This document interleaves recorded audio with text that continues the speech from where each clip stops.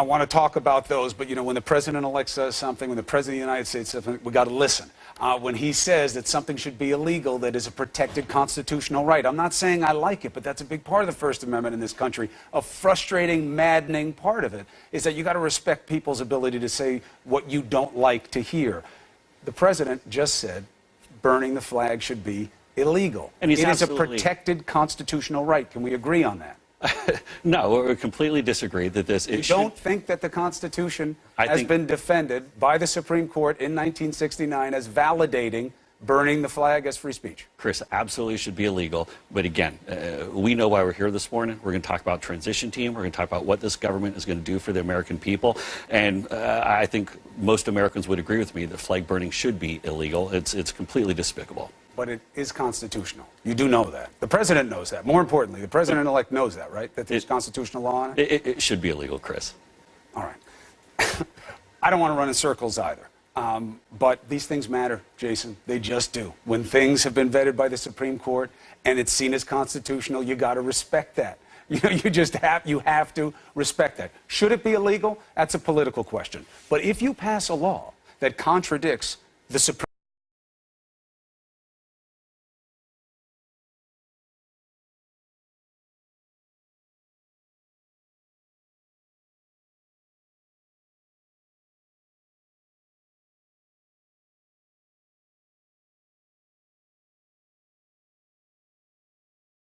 I mean, you're not actually diving in and advocating and defending flag burning. You have to defend what is legal in this country under the Constitution. Just because I don't like it doesn't mean that it's not legal. It's not right for somebody. What do you want this country to be? Only what you like? Chris. Only what President-elect Trump likes? That's what's now okay behavior in America? Bad day for a lot of people. Chris, flag burning should be illegal. End of story. Let's get in and talk about how we're going to repeal and replace Obamacare and these fantastic picks that the president-elect announced. So let's talk about that. Tom Price has not spoken about the most important element of any change that you make. Repealing is easy. That's just a sign on a piece of paper, and then you got to respect the validity of the contracts, which last about a year. It's the mandate.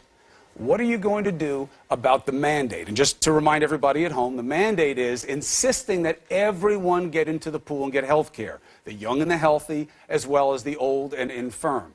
Will you keep the mandate? Well, I think the mandate is a massive problem. And I think that when Dr. Price gets in there and starts going at it, working with the rest of the team, we'll hear clearly. And one of the things that folks should know. So you don't know right now whether or not you'll keep the mandate or not? Well, every analyst agrees.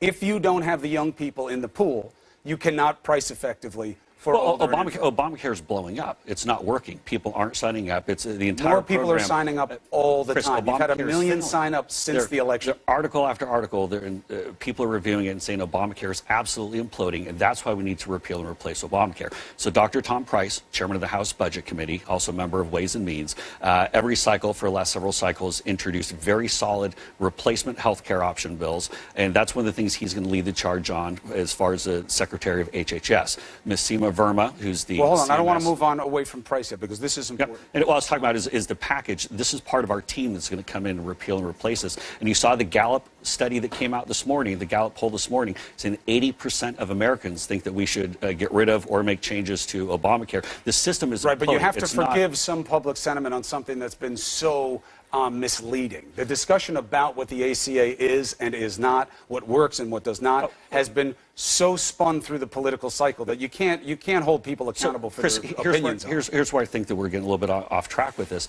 For folks who are getting these premium increase letters in the mail, for people who are getting these policy cancellation notices, right. This isn't some has spin. To be fixed. Right. This isn't we're repeal and replace. This isn't some spin. Repeal and replace is spin, because everything that has been put forward by Price has put forward 5 different plans, okay, which is going to be something he's going to have to figure out when he gets in there. And if he's going to be the architect of your plan, usually the HHS secretary isn't the architect, but let's say he is, the likelihood is that you're not going to completely scrap it. You're going to keep large elements of what's going on. You're going to do it differently.